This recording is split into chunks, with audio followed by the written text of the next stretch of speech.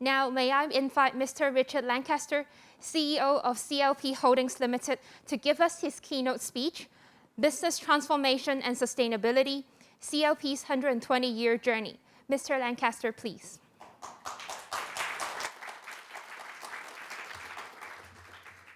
Good morning, everybody, and again, welcome to the EnviroSeries conference. It's now the first day of December. It's that time of the year when we're getting everything tidied up before the end of the year. So it is a busy time. But I think it's also just a good opportunity to reflect on what I think has been a very busy but very crucial year. Adam has mentioned the COP26. We've had the chief executive's policy address, which had quite a number of important environmental initiatives. We also had Hong Kong issuing its Climate Action Plan 2050. So just in the last few months, we've had quite a lot of, I think, important milestones, not just for Hong Kong, but globally. I'd like to speak to you this morning about business sustainability, business transformation, and to look at it from the perspective of a company that has been in business for 120 years and is one that has to think long term. Our business is one where we create assets that have lives of, in some cases, up to 100 years. Many of our decisions we live with for a very long time. So it is very important as a company that we embrace the principles of sustainability. And I think sustainability comes naturally to a company that has a very long history and one that does need to think longer term.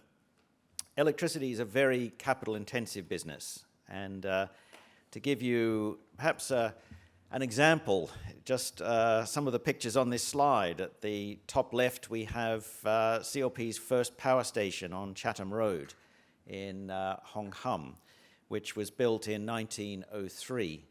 And the size of that power station was 75 kilowatts. And a kilowatt is about the energy that you need to make a piece of toast in the morning. If you think of your toaster, it's about 1 kilowatt. So this was a power station that could produce 75 pieces of toast at the one time. If you needed to produce more toast, then the entire electricity system would shut down. So that was an important asset in 1903. On the right, we've got our latest gas generation unit, which was completed last year. And that is 550 megawatts. A megawatt is 1,000 kilowatts. So that unit on its own can supply the general household needs of about 1 million people in Hong Kong. It uses very advanced technology. It is built with the future in mind because our plan is to convert from natural gas to hydrogen before 2050. So this is an asset which has been built to meet today's requirements, but with the future clearly in mind. And just to give you a sense of scale, the latest unit is 7,300 times the size of the Chatham Road substation. So massive change, not only in scale, but also technology. And I mentioned how natural it is for sustainability to be taken into account for a company with that perspective on history. And in order that sustainability is factored into all of our decisions, the governance is quite important. So when CLP thinks about sustainability, it comes from the board. And the approach to sustainability is implemented through two committees, our Sustainability Committee and also our Audit and Risk Committee. And part of the job of these committees is to look at risks. And with sustainability, we look at long-term risks.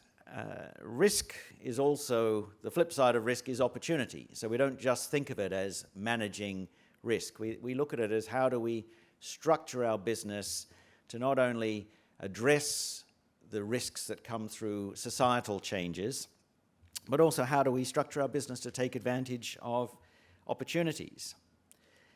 And another important part of this is the engagement of management, and we do that through a Sustainability Executive Committee, which comprises a core group of key executives, all of whom have responsibility for various aspects of sustainability as part of their day-to-day jobs.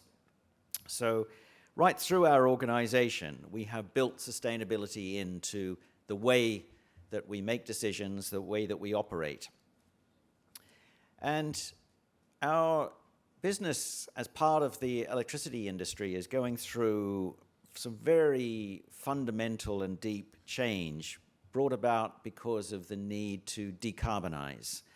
And this is meaning that our business is having to be transformed. We think of it as looking to the future, that this is building a utility of the future, and that we're going through transformational change that's being brought about by decarbonization, but also through technology and innovation. If we are embracing technology and innovation, then we are able to make our journey to decarbonization more efficient. And we also need to build the capabilities in our organization. So making our organization more agile, more digitally capable, is all part of building a utility of the future. Now, if I focus a little bit more on decarbonization and climate change, we've had quite a challenging year in Hong Kong over the past 3 years, actually, with COVID, and prior to that with the social disruption that we saw in 2019. But climate change hasn't gone away, and over those past 3 years, we have made 3 more years of journey towards a commitment for net zero in 2050. So we haven't been wasting any of that time. And I think the focus on climate change at the COP26 in Glasgow last month saw that the world hasn't forgotten about climate change, despite all the disruption that COVID has brought about. Closer to home, here in Hong Kong, we've seen the announcement of the Climate Action Plan 2050, which sets out a plan for the city to achieve carbon neutrality by 2050. CLP was a very early adopter of climate action, and we were the first Asian company to set a voluntary carbon intensity target back in 2007. We've continued to update that. So just setting a target back in 2007, whilst that was a milestone that put us at the forefront of climate action, we haven't stood still. And as recently as this year, we have updated again another iteration of our climate action plan. We've also made steady progress on decarbonization. Our intention is to have a business which doesn't rely on carbon emissions for its profitability.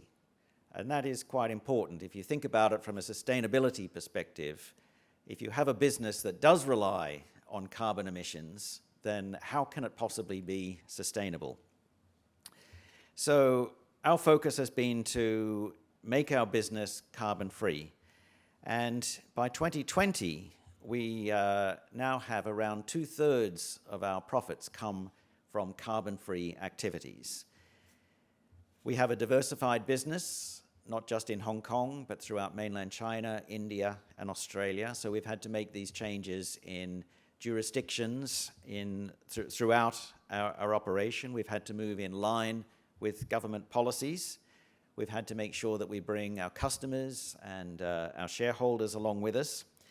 So it's been not just an exercise in change for our business, but also one in building alignment and communicating to our stakeholders. So again, the principles of sustainability have been very important and an important part of what we've adopted as we move forward. Our latest iteration of our Climate Vision 2050 is shown on this slide here. It may look a little bit complicated, so I'll just pull out some of the key points for you. We are committing to achieve net zero greenhouse gas emissions for our business by 2050. We're accelerating our plans to phase out coal-fired assets by 2040, which is a decade earlier than we'd previously pledged. We've set new science-based targets for 2030 and 2040, which will be aligned towards limiting global warming to well below 2 degrees above pre-industrial levels. And we've committed to net zero, so if there are any residual emissions from our business by 2050, we'll address those through valid offset credits. And our decarbonization targets will be reviewed at least every 5 years. And we hope to be able to bring our ambition in line with the 1.5 degrees pathway. I say we'll review at least every 5 years, but our practice has been that our targets are updated much more frequently than that. The world is changing very rapidly, not only the expectations of stakeholders, but the opportunities that have come about through technological innovation. So our climate vision is not just a target, it is actually a plan to achieve a carbon-free business by 2050. And I'll like to just explore some of the important elements of our plan. We are investing in an energy transition. The new gas-fired generating unit that we completed last year at our Black Point power station, the one I showed in the first slide, has helped to shift Hong Kong towards 50% gas as the way electricity is produced in 2020. Now, if you know about carbon emissions, you'll know that natural gas is not carbon-free, but it is half the carbon intensity of coal. So by shifting from coal to natural gas, we're cutting carbon intensity in half, and we see this as a transition, and a transition towards using hydrogen as the way that we produce electricity in this power plant. This power plant was developed with the ability to use around 30% hydrogen in a blend with natural gas, and within the next decade, our supplier has committed to having the technology that will enable us to use 100% hydrogen in this power plant, and we'll be able to convert that. We're working with the equipment suppliers of all of our gas generating units, both Siemens and General Electric, to be able to convert all of our gas-fired generation to using hydrogen by 2050. And if hydrogen is produced from renewable energy, and the term that's often used is green hydrogen, then it is carbon-free. And green hydrogen can be produced from a technology called electrolysis. This is a very old technology that was developed in the 1800s. It is essentially a battery that you operate in reverse, and you put electricity in and hydrogen and oxygen are produced. And if you put that battery near a gas pipeline in a place where there's good renewable energy resources, then hydrogen can be produced relatively cheaply and blended into the natural gas supply. And as soon as hydrogen starts blending in, you start to further reduce the carbon intensity of your natural gas supply. So we see this as a very viable technology for us here in Hong Kong. And this is an example where new technologies and innovation can help accelerate the realization of a carbon-free electricity system. I've also talked about renewable energy, and we've seen quite a lot of developments in the technology for renewable energy over the past 10 years.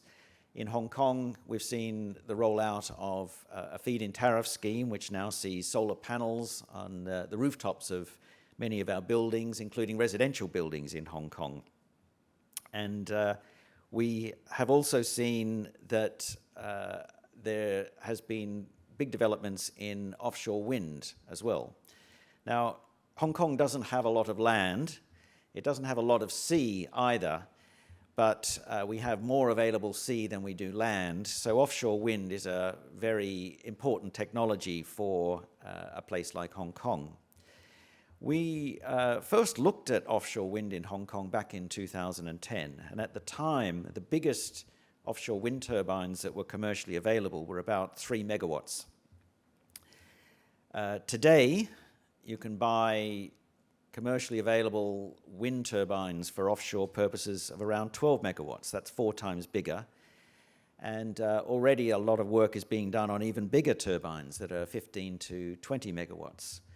Now that is important because the bigger the turbine, the fewer of them you need for the same amount of power. And they also access, because they're taller, they get better access to the wind. So the economics is much better with a larger turbine than it is with a smaller turbine. And we're now at the stage where we believe that offshore wind technology can be commercially viable in Hong Kong. Our wind resource is not as good as it is in the north of Europe or in other parts of the world, but it is good enough that we can commercially and economically produce renewable energy from offshore wind. If we just think about the boundary of Hong Kong and doing everything within the boundary of Hong Kong, then we will be limited in what we can do with renewable energy.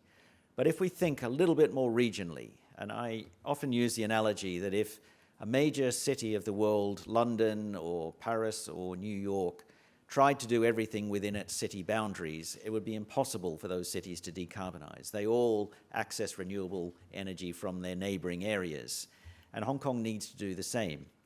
So by going a little bit beyond Hong Kong waters into mainland waters, we can get the economies of scale that will make this even more economically viable.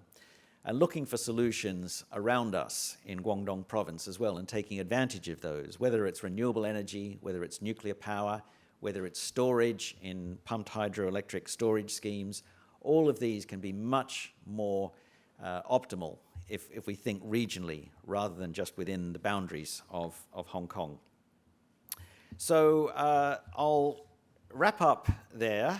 I think what I'd like to leave you with is just how sustainability can be and needs to be just integrated in how we think about our business. It is all about thinking about the long term, and I fully appreciate the pressures of small businesses and new businesses.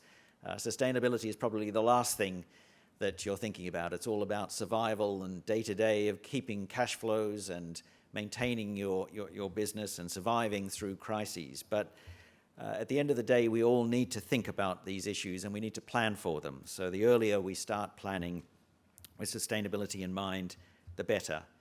And at the end of the day, we will all need to be carbon-free businesses by 2050 if we are to survive a crisis which, in my view, is much bigger than COVID, and that's climate change. So I'll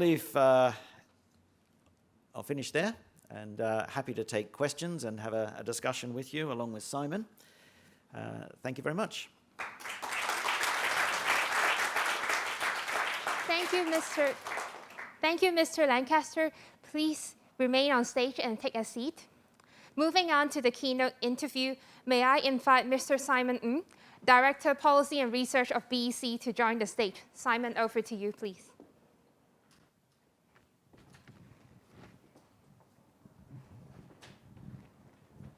Good morning, ladies and gentlemen. Good morning, Richard.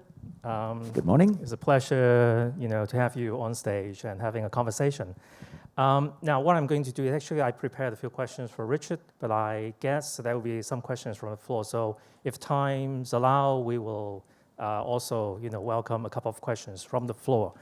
To start with, Richard, I've done my homework. So I know you joined CLP not so long ago. It was 1992. That's the year BEC was set up as well. So it's almost 30 years now. Okay. Now, during your time at CLP, the company has transformed, as you shared with us, in many ways, some of which are driven by long-standing or emerging environmental or sustainability concerns. But I don't think all of them are directly related to financial considerations. So do you have any standout projects or strategies or initiatives that actually transform the company and making a lasting impact? Well, I've talked about decarbonization of our business, and from a sustainability perspective, that is our number one priority. But I also talked about decarbonization in the context of redefining our business as a utility of the future. To me, I've worked in the electricity industry pretty much all my life. Much of that, in fact, the majority of that has been in Hong Kong with CLP, as you pointed out, Simon. And the electricity industry in my lifetime has changed relatively little. We still use the same technology that was invented by Thomas Edison in many cases. It's very, very old, established technology. It's proven, it works. But what we're seeing now is a complete replacement of all that technology. It's like an upgrade. And it's not a 1.1, it's an electricity industry 2.0. So it's redefining the electricity industry. So to me, to be in a position to see through that change, it's a fantastic opportunity. And I think what I see is the importance of making sure that we build a new electricity system with all the new infrastructure that we need. It will be radically different to what we've seen in the past. It will require the adoption of new technology. It'll be much more digitalized. It will be carbon-free. It still needs to work reliably and even more reliably than it's ever done in the past. And we need to keep the price of electricity affordable for everybody because it's an essential commodity. So this is a fantastic challenge. To me, it's an exciting challenge for our company and for our industry. But it does represent very, very transformational change. And we need to make sure that we're bringing my colleagues, our customers, our stakeholders, our regulators, policymakers, everybody along with us. So it is important that we communicate well as well. Thank you, Richard. And I think CLP is also going beyond electricity generation, also working with customers, business and individuals to save energy. So what about that? I think that's also a transformation, right? It is. I wouldn't necessarily say it's a transformation. I think everybody has an incentive and has, in many respects, a responsibility to be as efficient in their use of energy as possible. That hasn't changed. What I think is changing is the tools that are available to help people make better choices. So in the past, we've not been able to really understand how we use energy. The technology for the technology we use for reading, for collecting information is an old-fashioned electricity meter. And that was actually patented by Thomas Edison. So that's an example of old technology. But that's now being replaced with smart meters. And smart meters mean that you can get real-time access on your iPhone. Anywhere you are, you can know whether somebody's left an air conditioner on in their home or what the air conditioning setting is. And all of that can now radically change the way that we use energy. Now, energy efficiency and saving energy is even more important today than it has been in the past. In the past, you would perhaps have wasted money by paying more for your electricity than you needed to. You'd have used more resources, and that is not good for the environment. But today, if we are inefficient in the way we use electricity, then that means that it slows down the journey to decarbonization. So every kilowatt hour of electricity that we produce, whether it's with CLP or Hong Kong Electric or any utility around the world, if there's a unit of electricity that's wasted, that just means that it slows down our journey to decarbonization. And we need to replace all of the infrastructure that we currently have. If we're having to replace that for energy that's wasted, then it's inefficient, it's costing more, and it's taking longer time. So energy saving is much more important today than it ever has been in the past. Thank you, Richard. Now, moving on to my next question, I'm sure you've been asked a few times recently. How do you balance the rising aspiration expectation from your clients and customers on CLP's environmental performance and corporate responsibility on the one hand, and the equally high demand from your shareholders on return on investment? I think there's a lot of discussion in the world of ESG reporting and sustainability today on the one hand, what purpose business should serve, whether it should serve a greater purpose than just making profits. And to me, it's never been one or the other. The role of business is to be profitable and to have a purpose. The two are both important. I've always felt in my industry, in the electricity industry, the purpose has been very clear, that you're providing energy for entire communities. And that comes with a responsibility. You have to make sure that that energy supply is reliable, otherwise people can suffer. You have to make sure it's affordable, otherwise people will suffer in a different way. They'll suffer economically. So there's always a responsibility that comes with that. And that really defines the purpose of our business. Now, if you have a purpose, you're then having to make a profitable business out of this. And you have to balance this. You always have to balance this. One good example I often think about, one of the things CLP does is invites all of our shareholders to have a look around our facilities. And we sit down with various members of our board and our management team to sit down and talk to our shareholders in Hong Kong, which in many aspects are retirees who look at a utility stock as a way of getting a stable dividend. So this provides their post-retirement income. And so I've had questions over the years from some of our shareholders saying, I'm a customer of CLP and I like to see the cost of electricity as low as possible, but at the same time I'm a shareholder in CLP, so I like to see the dividend as high as possible. So how do you manage that?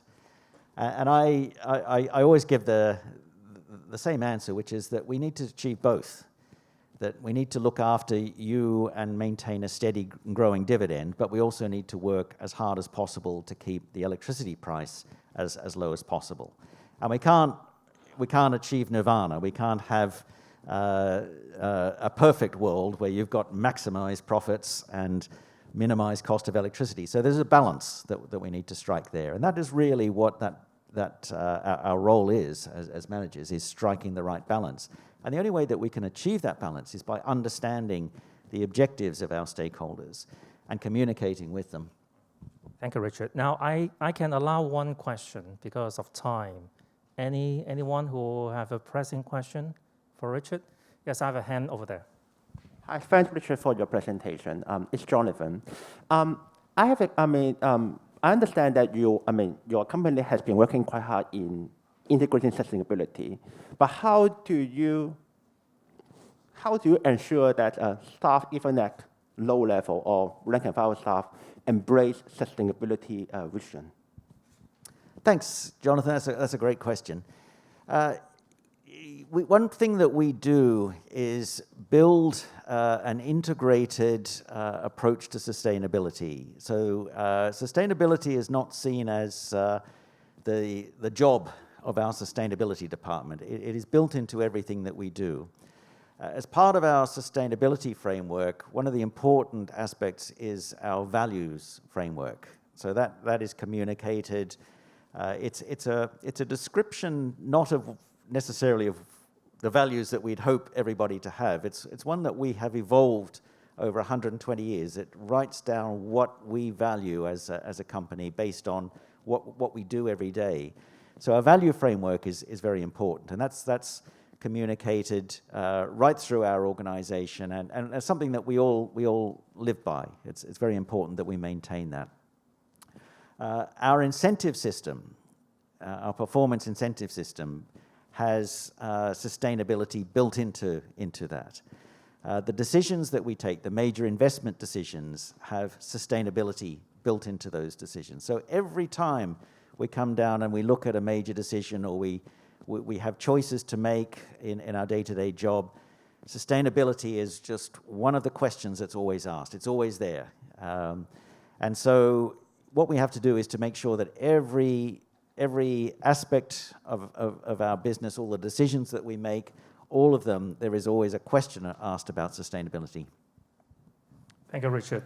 Now, wrapping this session up, Richard, what's your one piece of advice to the audience on business transformation and to get themselves ready and prepared for change?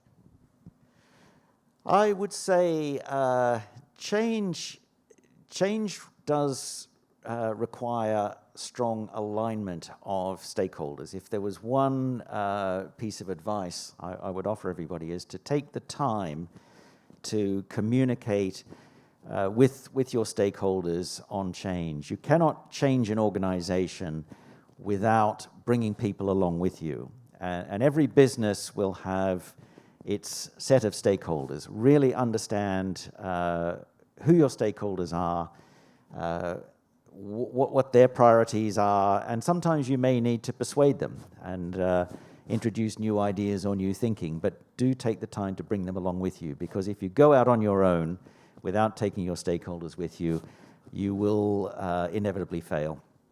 Thank you, Richard. Thank you for your wise word, and it's always a pleasure talking to you. So please give Richard a big hand. Thank you. Thank you. Thank you. Thank you, Mr. Lancaster and Simon.